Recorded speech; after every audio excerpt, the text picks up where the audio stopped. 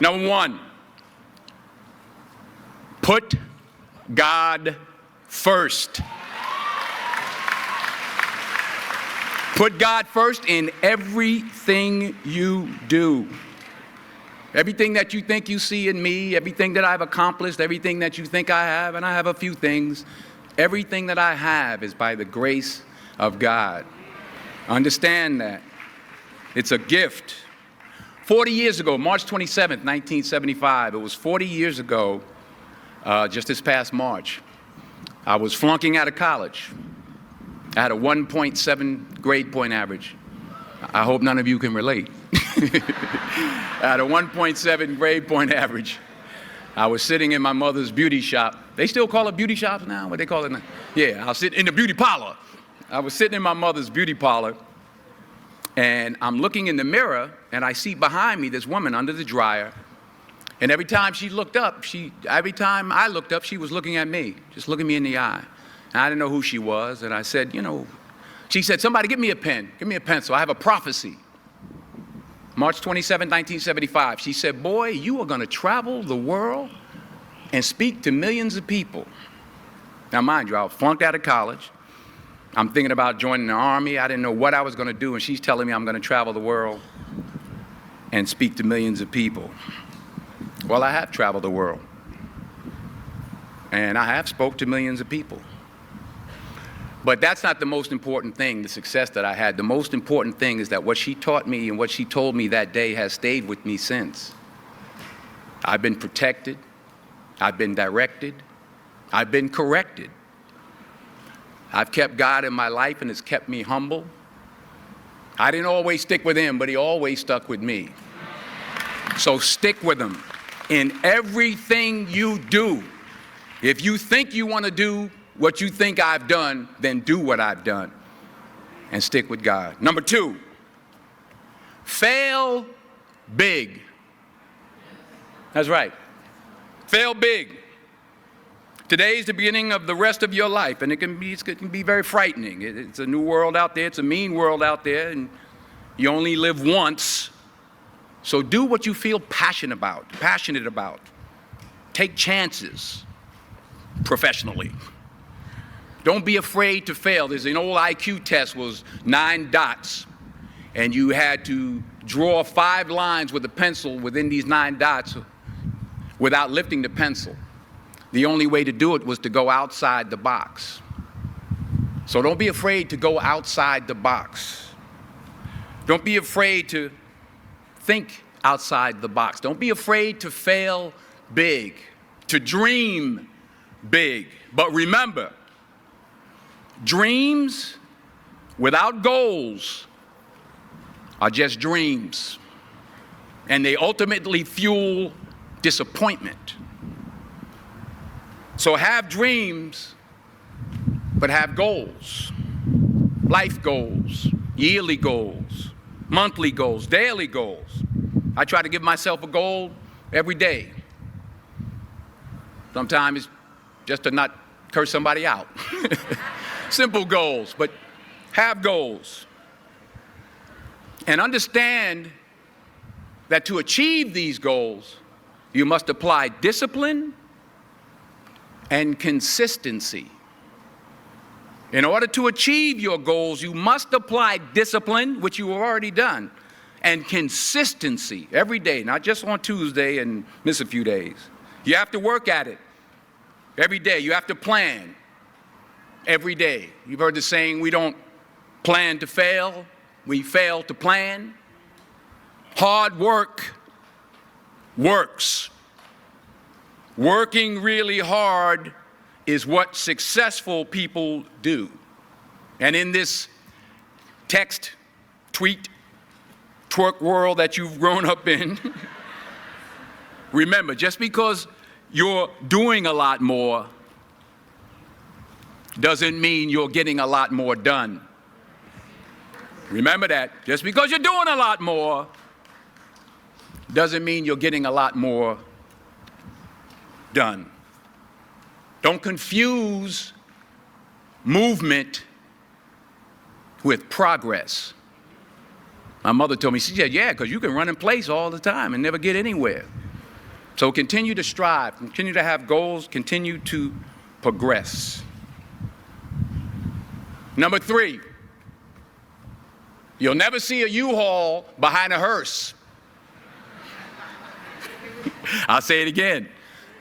You'll never see a U-Haul behind a hearse. I don't care how much money you make, you can't take it with you. The Egyptians tried it. They got robbed. That's all they got. You can't take it with you. And it's not how much you have.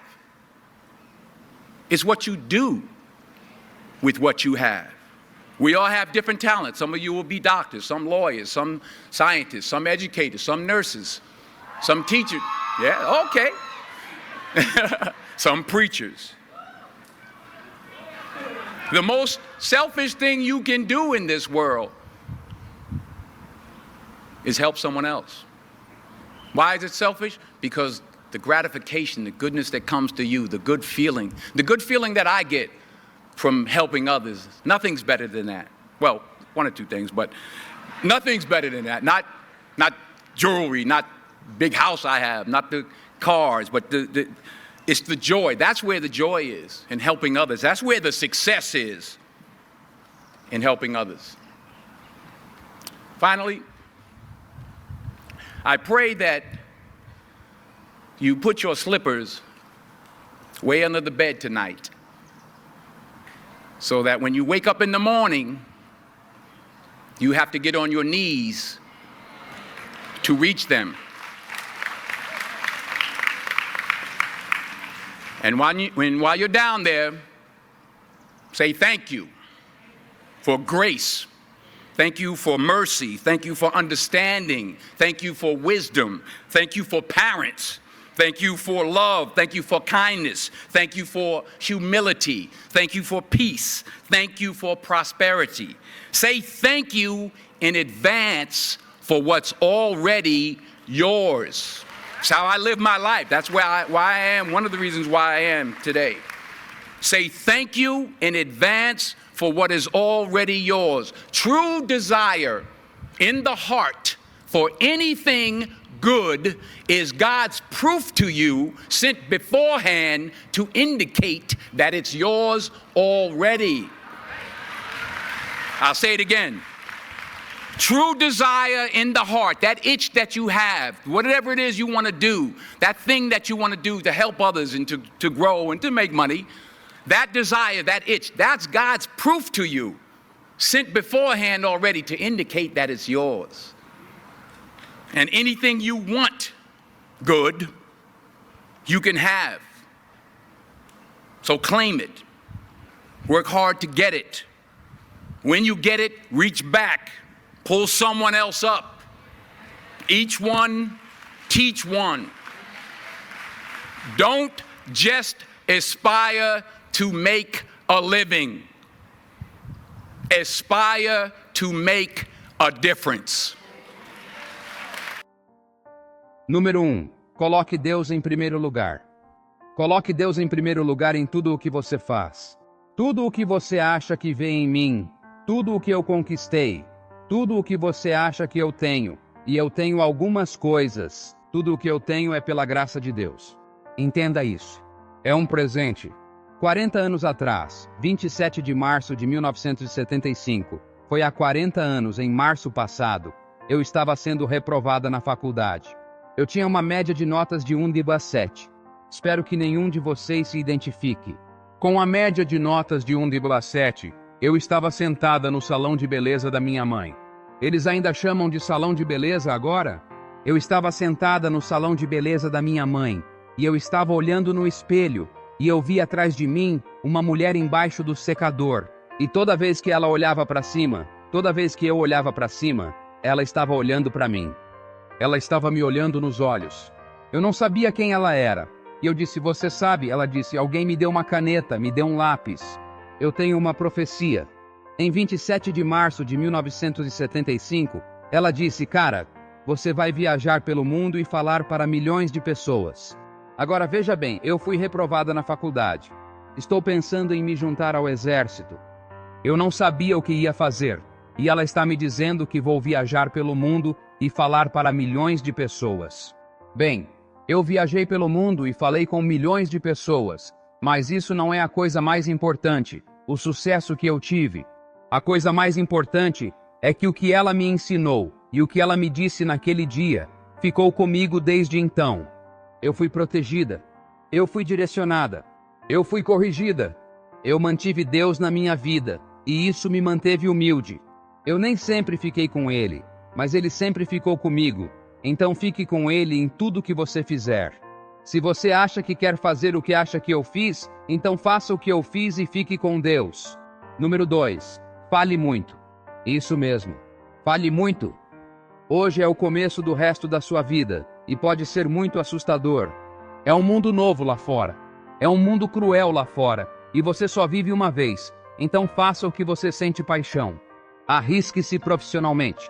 Não tenha medo de falhar. Há um antigo teste de QI que tinha 9 pontos, e você tinha que desenhar 5 linhas com um lápis dentro desses 9 pontos, sem levantar o lápis. A única maneira de fazer isso era sair da caixa. Então não tenha medo de sair da caixa. Não tenha medo de pensar fora da caixa. Não tenha medo de falhar muito, de sonhar grande. Mas lembre-se, sonhos sem metas são apenas sonhos, e eles acabam alimentando decepções. Então tenha sonhos, mas tenha metas, metas de vida, metas anuais, metas mensais, metas diárias. Eu tento me dar uma meta todos os dias, às vezes só para não xingar alguém. Metas simples, mas tenha metas e entenda que para atingir essas metas, você deve aplicar disciplina e consistência. Para atingir suas metas, você deve aplicar disciplina, o que você já fez, e consistência todos os dias. Não apenas uma terça-feira e perder alguns dias. Você tem que trabalhar nisso todos os dias. Você tem que planejar todos os dias. Você já ouviu o ditado, não planejamos falhar, falhamos em planejar. Trabalho duro funciona.